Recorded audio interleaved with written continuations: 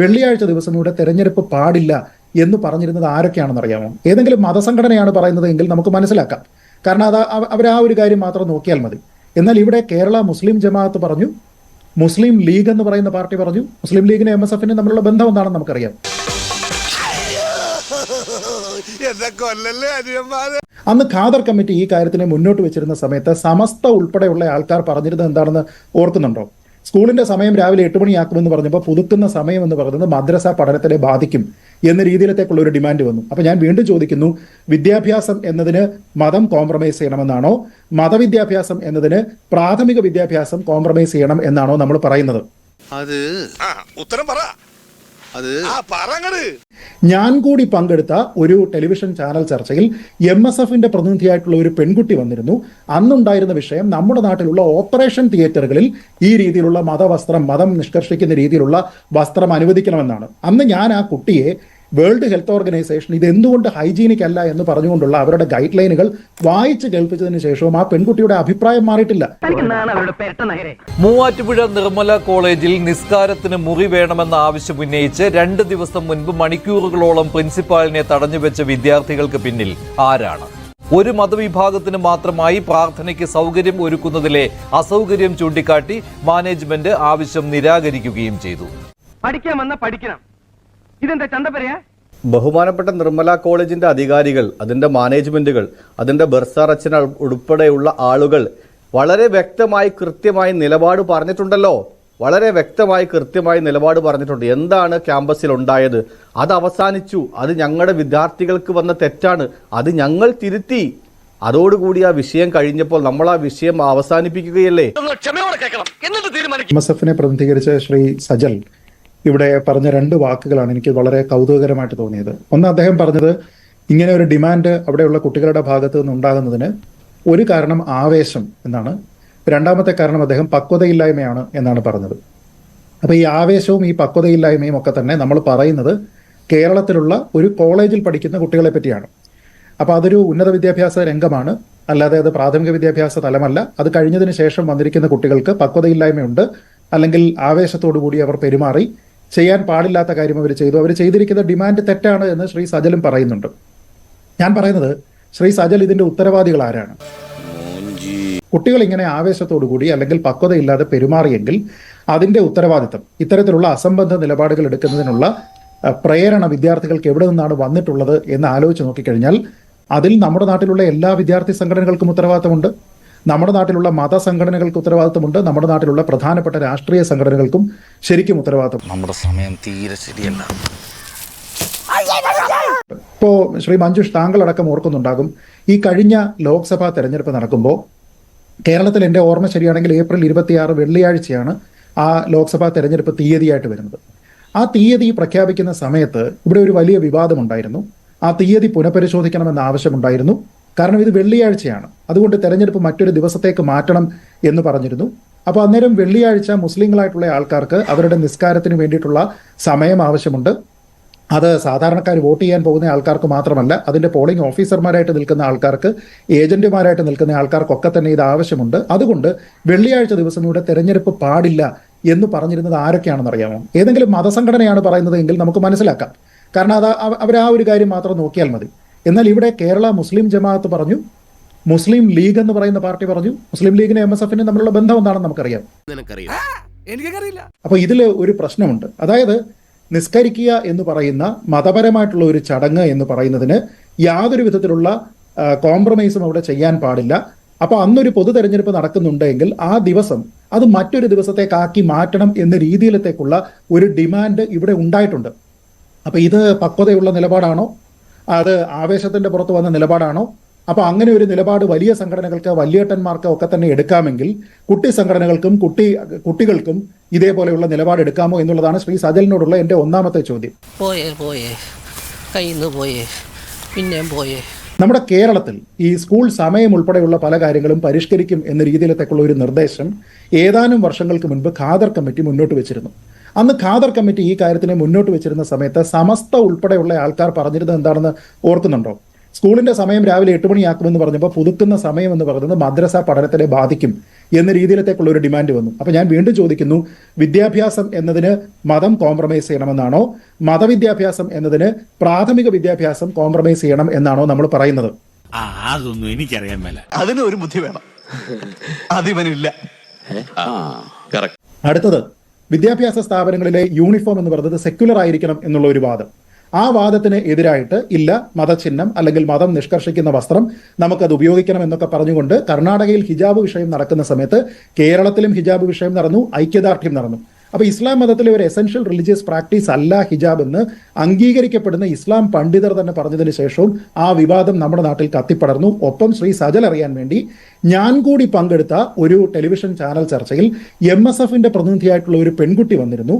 അന്നുണ്ടായിരുന്ന വിഷയം നമ്മുടെ നാട്ടിലുള്ള ഓപ്പറേഷൻ തിയേറ്ററുകളിൽ ഈ രീതിയിലുള്ള മതം നിഷ്കർഷിക്കുന്ന രീതിയിലുള്ള വസ്ത്രം അനുവദിക്കണമെന്നാണ്. അന്ന് ഞാൻ ആ കുട്ടിയെ വേൾഡ് ഹെൽത്ത് ഓർഗനൈസേഷൻ ഇത് എന്തുകൊണ്ട് ഹൈജീനിക് അല്ല എന്ന് പറഞ്ഞുകൊണ്ടുള്ള അവരുടെ ഗൈഡ് ലൈനുകൾ വായിച്ച് കേൾപ്പിച്ചതിന് ശേഷവും ആ പെൺകുട്ടിയുടെ അഭിപ്രായം മാറിയിട്ടില്ല. എന്തോന്നടേ ഇത്, തലച്ചോറില്ലേടേ? തലച്ചോറിന് പകരം പൊതിച്ചോറാണോ? MSFന്റെ ഭാരവാഹിയായിട്ടുള്ള കുട്ടിയാണ്.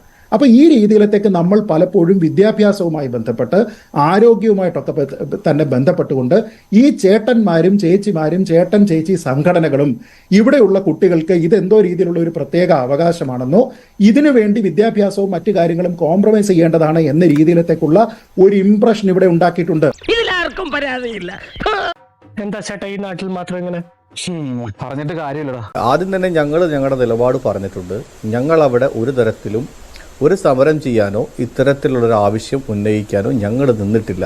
ഒരു സംഘടനാപരമായി ഒരു ഐഡന്റിറ്റിയും MSFന്റെ ഭാഗത്തുനിന്ന് അവിടെ ഉണ്ടായിട്ടില്ല. ഇവിടെ വളരെ ആസൂത്രിതമായിട്ടാണോ ഇവിടെ ഈ വിവാദം ഇന്ന് ഉണ്ടായതെന്ന് പ്രിയപ്പെട്ട ബഹുമാനപ്പെട്ട ഈ അൽമായ ഫോറത്തിന്റെ പ്രതിനിധിക്ക് സംശയമുണ്ടെങ്കിൽ അത് അദ്ദേഹത്തിന് സംശയിക്കാനുള്ള അവകാശവും അർഹതയും എല്ലാം ഉണ്ട്.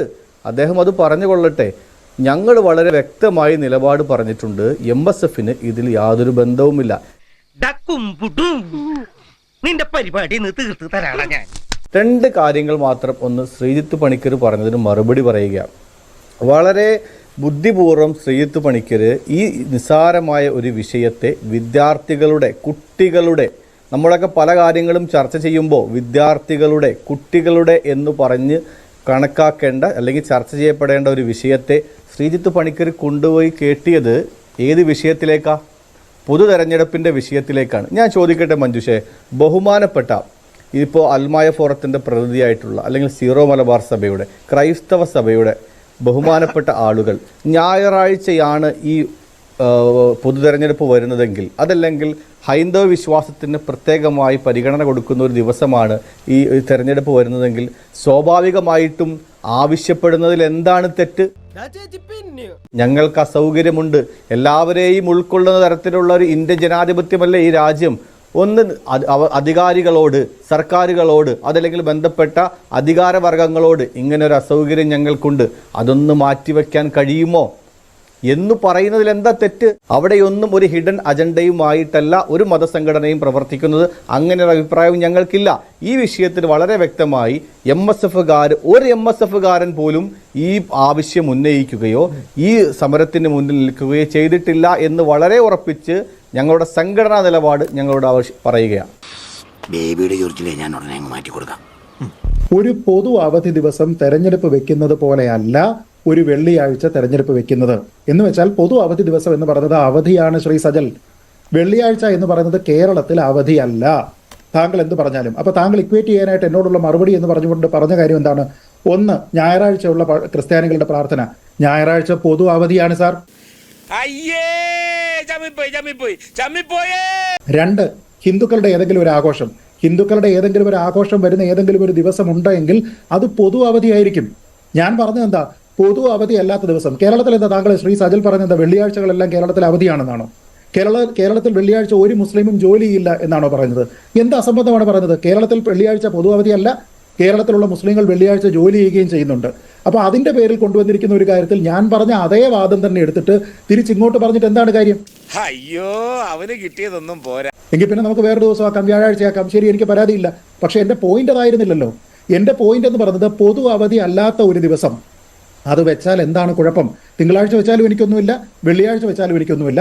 പക്ഷെ വെള്ളിയാഴ്ച വെക്കുന്നത് പ്രശ്നമാണ് എന്ന് പറഞ്ഞുകൊണ്ട് ഒരു മതത്തിന് നമ്മുടെ രാജ്യത്തെ ഏറ്റവും പ്രധാനപ്പെട്ട ജനാധിപത്യ പ്രക്രിയ നടക്കുമ്പോൾ സാധാരണ രീതിയിൽ പൊതു അവധി അല്ലാത്ത ഒരു ദിവസത്തിന് മറ്റൊരു തരത്തിലുള്ള പ്രാധാന്യം അതിൽ കൽപ്പിച്ചുകൊണ്ട് അതിൽ നിന്ന് ഒരു ഇളവ് വേണം, ഒരു എക്സംഷൻ വേണം എന്ന രീതിയിൽ പറയുന്നു. ഇതിന്റെ എക്സ്റ്റൻഷനാണ് ഞാൻ നേരത്തെ താങ്കളോട് പറഞ്ഞത്. നിങ്ങളൊരു മണ്ടനായി പോയല്ലോ. ഖാദർ കമ്മിറ്റി റിപ്പോർട്ട് താങ്കൾ അംഗീകരിക്കുന്നുണ്ടോ? ഇവിടെ നാട്ടിലുള്ള ആൾക്കാർ സമസ്ത ഉൾപ്പെടെ പറയുന്നത് എന്താണ്? സമസ്തയും മുസ്ലിം ലീഗും തമ്മിലുള്ള ബന്ധം എന്താണെന്ന് എല്ലാവർക്കും അറിയാം. അപ്പോൾ MSFനുമുള്ള ബന്ധം എന്താണെന്ന് അറിയാം. ഖാദർ കമ്മിറ്റി റിപ്പോർട്ട് വരുന്ന സമയത്ത് ആൾക്കാർ പറയുന്നത് രാവിലെ 8 മണിക്ക് പറ്റത്തില്ലെന്ന്. അത് കാരണം എന്താ? മദ്രസയുണ്ട്, മദ്രസയുടെ സമയവുമായിട്ട് ക്ലാഷ് ആവും എന്നാണ് പറയുന്നത്. അതേപോലെ തന്നെയാണ് ഞാൻ പറഞ്ഞത്, MSFന്റെ ഭാരവാഹിയാണ് എന്നോടൊപ്പം ചർച്ചയിൽ പങ്കെടുത്തുകൊണ്ട് ഓപ്പറേഷൻ തിയേറ്ററുകളിൽ മതവസ്ത്രം വേണം എന്ന രീതിയിലത്തേക്കുള്ള കാര്യം പറഞ്ഞത്. അപ്പൊ ഇതൊക്കെ പറഞ്ഞത് എന്തിനാണെന്ന് വെച്ചാൽ വെറുതെ ആരോപണമല്ല, നേരെ മറിച്ച് വളരെ ഫ്രീ ആയിട്ട് കുറേയധികം കുട്ടികൾക്ക് ഒരു പ്രിൻസിപ്പലിന്റെ ഓഫീസിലേക്ക് കടന്നു ചെന്നുകൊണ്ട് അദ്ദേഹത്തെ അവിടെ ബന്ദിയാക്കി വെക്കുന്ന രീതിയിലത്തേക്ക് മുദ്രാവാക്യം വിളിക്കുന്നതിനുള്ള പ്രേരണ എവിടെ നിന്ന് കിട്ടി? ഓ അത് ശരിയാണല്ലോ. ഞാൻ ചോദിക്കട്ടെ, ജനാധിപത്യപരമായിട്ട് പ്രവർത്തിക്കുന്ന ഒരു നാടാണ്. താങ്കൾ പറഞ്ഞ് എങ്ങനെയൊക്കെ ഈ കുട്ടികളെ ന്യായീകരിക്കാനായിട്ട് ശ്രമിച്ചാലും, അതായത് എന്താണ്, കുഞ്ഞുങ്ങളാണെന്നല്ലേ, ചെറിയ കുട്ടികളാണ്, പക്വതയില്ലാത്തവരാണ്, ശരി, ഇതെല്ലാം ഞാൻ സമ്മതിക്കുന്നു. പക്ഷെ അതിനോടൊപ്പം തന്നെ മറ്റൊരു കാര്യം കൂടിയുണ്ട്. ഒരു ഡിമാൻഡ് എങ്ങനെയാണ് കൊടുക്കേണ്ടത് എന്നുള്ളതിനെ പറ്റി അറിയാത്ത ആൾക്കാരാണോ നിർമ്മല കോളേജിൽ പഠിക്കുന്നത്? അത് താങ്കൾ ചിലപ്പോൾ കുട്ടികളാണെന്ന് പറയും, പക്ഷേ ആ കോളേജ് അധികാരികൾ അത് പറയുമെന്ന് എനിക്ക് തോന്നുന്നില്ല. എന്തായാലും ഒരു ഡിമാൻഡ്, ഒരു റിക്വസ്റ്റ്, ഒരു താല്പര്യത്തോട് കൂടിയിട്ടുള്ള ഒരു ഇന്റൻഷൻ നോട്ട് അത് കൊടുക്കുന്നതിന് എങ്ങനെയാണ് അതിന്റെ ഫോർമാറ്റ് എന്നും അതിന്റെ സാമാന്യ മര്യാദ എന്താണ് എന്നും അറിയാത്ത ആൾക്കാരല്ല കേരളത്തിലുള്ള ഉന്നത വിദ്യാഭ്യാസ രംഗത്ത് പഠിക്കുന്ന ഒരാൾ. എന്തിനേറെ ഹൈസ്കൂളിലോ UP സ്കൂളിലോ പഠിക്കുന്ന കുട്ടികൾക്ക് പോലും എങ്ങനെയാണ് ഒരു കാര്യം പ്രൊസീജിയറലായിട്ട് ചെയ്യേണ്ടത്, അതിനൊരു റിക്വസ്റ്റ് കൊടുക്കണമെന്നറിയാം.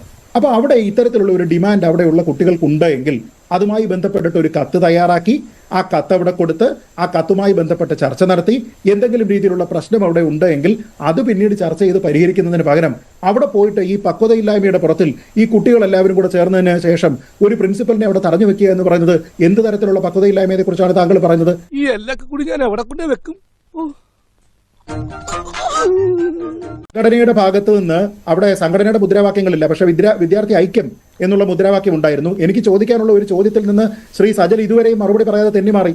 ഞാൻ ചോദിക്കുന്നത്, MSF എന്ന് പറയുന്ന സംഘടനയിലുള്ള അംഗങ്ങളോ നിങ്ങളുടെ ഭാരവാഹികളായിട്ടുള്ള ആൾക്കാരോ ഇതിൽ ഉണ്ടായിരുന്നുവെങ്കിൽ നിങ്ങളുടെ നടപടി എന്താണ് എന്നുള്ളതാണ് ഞാൻ ചോദിക്കുന്നത്. നീ നല്ല ചുട്ട മറുപടി കൊടുത്തോടാ. ചുട്ടു കൊടുക്കും ഞാൻ. നമ്മുടെ മെഡിക്കൽ കോളേജുകളിലെ വിഷയവുമായി ബന്ധപ്പെട്ട് MSFന്റെ ഒരു ഭാരവാഹി നടത്തിയ ചർച്ചയെ കുറിച്ച് ശ്രീജിത്ത് പണിക്കർ പറഞ്ഞു. അന്ന് ആ ചർച്ച അവസാനിക്കുന്നതിന് മുമ്പ് ആ ചർച്ചയിൽ അതേ ചാനലിൽ തന്നെ വിളിച്ചു ചോദിച്ചപ്പോൾ MSFന്റെ സംസ്ഥാന ഭാരവാഹി, സംസ്ഥാന അധ്യക്ഷനാണ് കേരളത്തിലെ അവസാന വാക്ക് പറയുന്നത്. അദ്ദേഹം പറഞ്ഞിട്ടുണ്ട്, ഇത് MSFന്റെ നിലപാടല്ല. വ്യക്തിപരമായി ആരെങ്കിലും ഒരു നിലപാട് പറഞ്ഞാൽ MSFന്റെ നിലപാട് സംസ്ഥാന അധ്യക്ഷൻ പറയുമെന്ന്. അപ്പോൾ ഇങ്ങനെയൊക്കെ വളരെ വ്യക്തമായി ആ ശ്രീജിത്ത് പണിക്കർക്ക് അറിയാവുന്ന കാര്യങ്ങൾ പകുതി അദ്ദേഹത്തിന് ആവശ്യമുള്ളത് മാത്രം പറഞ്ഞുകൊണ്ട് ആവശ്യമില്ലാത്തത് മറച്ചു വെച്ചുകൊണ്ട് മറ്റൊരു തരത്തിലേക്ക്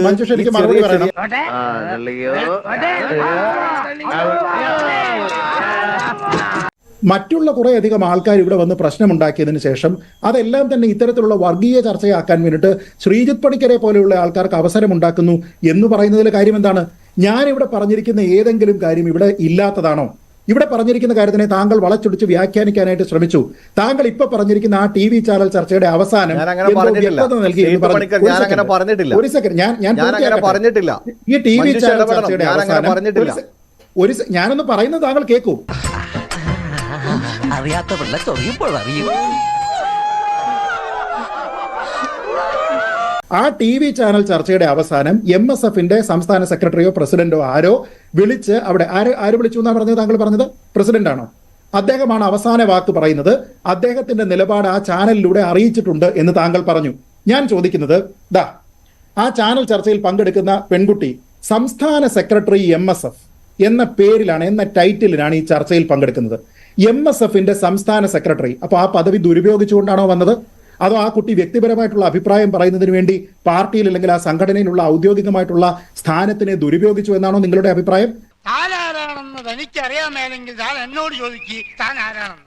തനിക്ക് ഞാൻ പറഞ്ഞു തരാം താൻ ആരാണ്.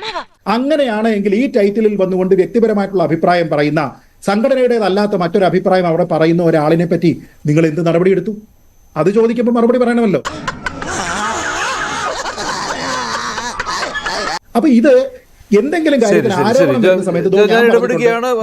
സജൽ നടപടിയെടുത്തു എന്ന് തന്നെയാണല്ലോ താങ്കളുടെ നിലപാടില്ലേ? ശ്രീജിത്ത് പണിക്കരുടെ ഹൈപ്പോത്തറ്റിക്കൽ ക്വസ്റ്റ്യന് മറുപടി പറയേണ്ട ഉത്തരവാദിത്വമൊന്നും MSFനില്ല. അങ്ങാടി തോറ്റ അമ്മയോട് എന്നൊരു പഴഞ്ചൊല്ലുണ്ട്. എന്തിനാ അമ്മാവാ ഈ ചിറ്റപ്പന്റെ മേൽ ചാടിക്കേറണേ? സർവശക്തനായ